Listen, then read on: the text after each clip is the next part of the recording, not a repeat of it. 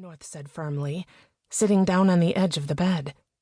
From her tone, it seemed as if she had reassured me of this 100 times already. Apparently, it was getting old. Oh, I'm in so much trouble.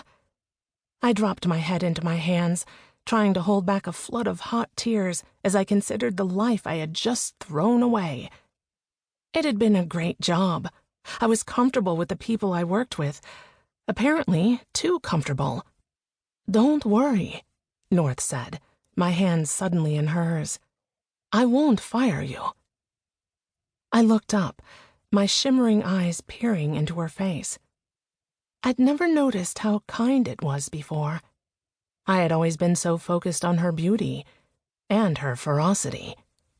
It's not just that, I said, pulling away from her gentle grip. I looked down at my phone on the bed between us. A notification was flashing on the screen. 4 missed calls. I have a boyfriend. Yes, I remember. I thought she was teasing me, but her expression softened when I met her eyes. The pain I was feeling must have been visible on my face. I'd have to tell him. We'd break up. Everything was ruined. North shifted, looking down at the bed. I recognized her brainstorming look immediately and felt a nauseated twinge in my stomach. You can call him if you like, she finally said. Let him know. Let him know what? That I'm naked in my boss's bed? No, thank you. She pursed her full lips again.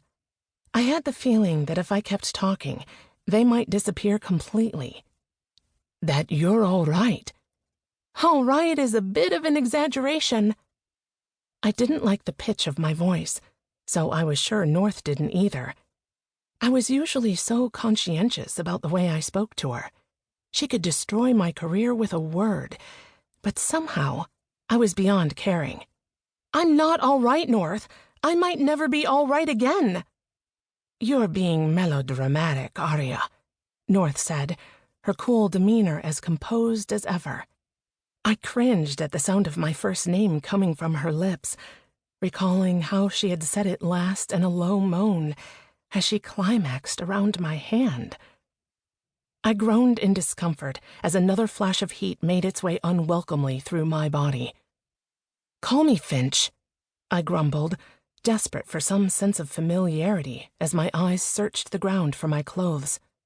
I had to get out of there before anything else happened that might threaten my sense of normalcy. Fine, North said, as if indulging a small, spoiled child.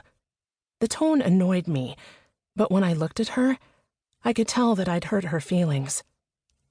I'm sorry, I sighed, leaning against the headboard of her massive bed. I just feel so guilty. From what I remember, this was all your idea, North said, that ghost of a smile playing her lips. Your exact sentiments being, fuck Tom, he doesn't even feed the cat. And then you passed out before we even finished. My cheeks burned hotly with the fact of the matter, which finally brought her suggestion of a smile into an outright grin. She was toying with me. I did? I asked, my voice small. I don't know why I bothered asking. It sounded just like me. She nodded, draping a long leg over my stomach and mounting my body. I inhaled sharply as I felt the heat of her middle against my abdomen, the scrape of her neatly groomed pubic hair against my bare skin. But I restrained myself. North hovered over me, brushing the blonde hair away from my face as her mouth dropped to my ear. You did. The sheer force of her tone caused my hips to buckle against her, and the flush on my cheeks deepened. A physical testament to my desire dampened her thigh. I wouldn't be able to fight my way out of it with the evidence still hot against her leg, so why was I trying so hard? Nah. I was all out of snappy comebacks, and she grinned, kissing the nape of my neck gently. I hated myself for not having the power to resist. But work?